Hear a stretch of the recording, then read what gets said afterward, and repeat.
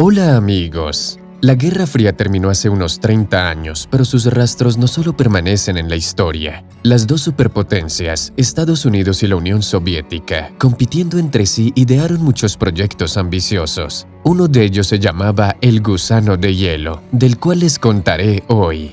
La isla más grande de nuestro planeta lleva mucho tiempo inquietando a la élite estadounidense. Los militares estadounidenses llegaron a Groenlandia en 1941. Cuando Estados Unidos aún no había entrado en la Segunda Guerra Mundial, los norteamericanos habían firmado un tratado con los daneses que les obligaba a defender la isla. El hecho es que los alemanes ocuparon el reino de Dinamarca en la primavera de 1940, así que no estaba en condiciones de preocuparse por Groenlandia. Así nació la base aérea de Thule, la más septentrional de las que pertenece a Estados Unidos.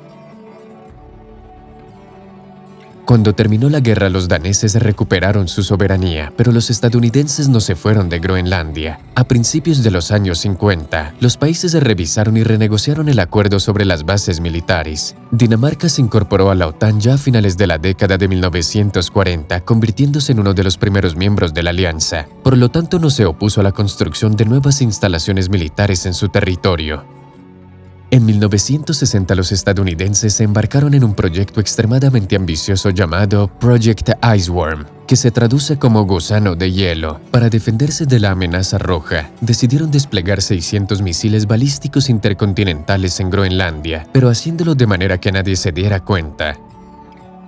El plan era ocultar las armas bajo la capa de hielo, a pesar de que los estadounidenses estaban construyendo en el noroeste de la isla, a 240 kilómetros de la base de Thule. Hubo que inventar una bonita fachada para el público en general. A la gente le contaron un maravilloso cuento de hadas. Supuestamente aparecería una ciudad submarina en Groenlandia, donde vivirían y trabajarían juntos científicos, militares e ingenieros.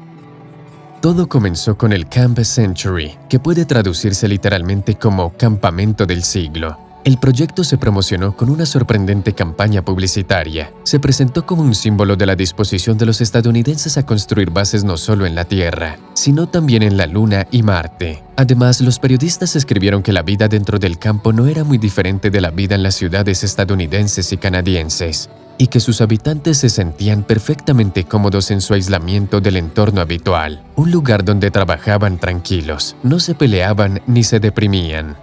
Por supuesto, no todo el mundo creyó estos cuentos fantásticos y hubieron algunos que sospechaban que el campamento del siglo era nada más que militar. Y así fue. Se creó solo para investigar la posibilidad de construir y poner en funcionamiento la infraestructura del proyecto Gusano de Hielo.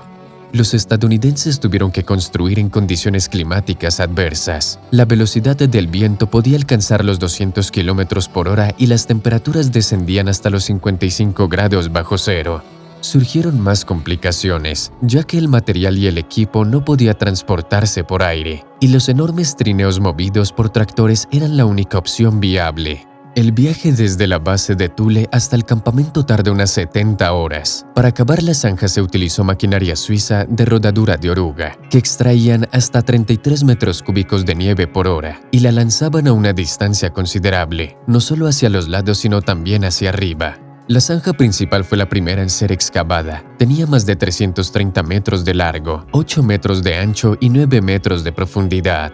Los túneles se reforzaron por dentro con vigones de acero y en la parte superior colocaron planchas del mismo material, que luego se cubrieron de nieve y hielo. En el interior había barracones con estructura de madera, que se colocaban sobre palés para dejar un espacio de aire entre el suelo y la nieve. Lo mismo ocurría a lo largo de las paredes para evitar que se derritieran. Como resultado, los estadounidenses construyeron 21 túneles, cuya longitud total era de 3 kilómetros. 200 personas se instalaron allí para proporcionar energía a todo el complejo. Los militares llevaron a Groenlandia el primer reactor nuclear móvil del mundo, el PM-2A, un reactor nuclear de 2 megavatios. Para el campamento, tal cantidad de energía era incluso excedente. No se utilizaba más del 30% de la potencia máxima. Estados Unidos gastó unos $60 millones en la construcción del campamento del siglo, de los cuales unos 40 se destinaron al reactor. En la etapa final, se ubicó bajo la nieve una infraestructura de casas residenciales, una tienda, una cocina y un comedor. Había un hospital con varias camas con quirófano, laboratorio científico, lavandería, biblioteca y por supuesto baños y duchas.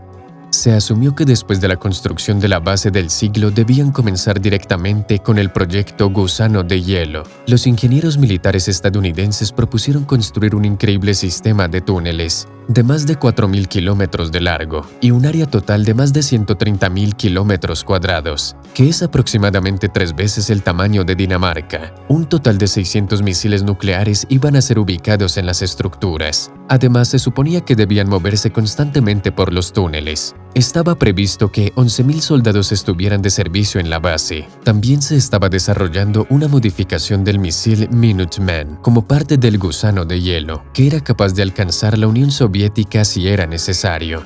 En un momento dado, las autoridades danesas se despertaron, dándose cuenta de que los estadounidenses habían ido demasiado lejos y estaban haciendo algo no tan correcto en su territorio. El problema es que en un principio, Estados Unidos no había advertido a Dinamarca de la verdadera magnitud de los trabajos en Groenlandia. Sin embargo, Dinamarca no pudo expulsar a los estadounidenses de su territorio, sino que la naturaleza tuvo la última palabra. Resultó que los glaciares se movían mucho más rápido de lo que se pensaba originalmente. La base bajo el hielo estaba en peligro de colapso. Tenían que retirar 120 toneladas de nieve y hielo cada mes de los túneles con una longitud total de 3 kilómetros. Pero si el proyecto hubiera llegado a los deseados 4.000 kilómetros de túneles, la cantidad de nieve hubiese ascendido a millones de toneladas al mes.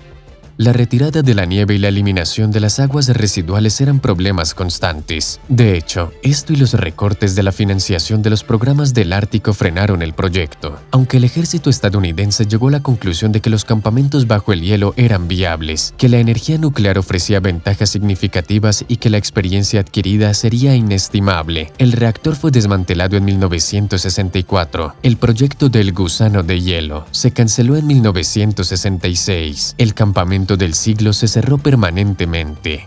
Con el tiempo las zanjas se derrumbaron y los restos de los equipos así como los residuos radioactivos que dejó el reactor quedaron enterrados bajo la nieve y el hielo.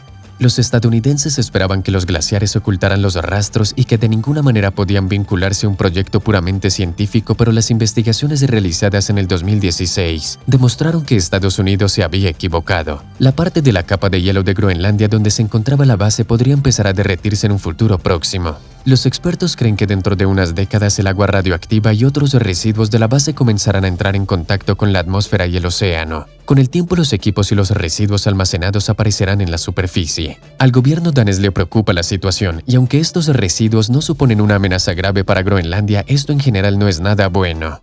Los archivos relacionados con el gusano de hielo no se desclasificaron hasta la segunda mitad de los años 90.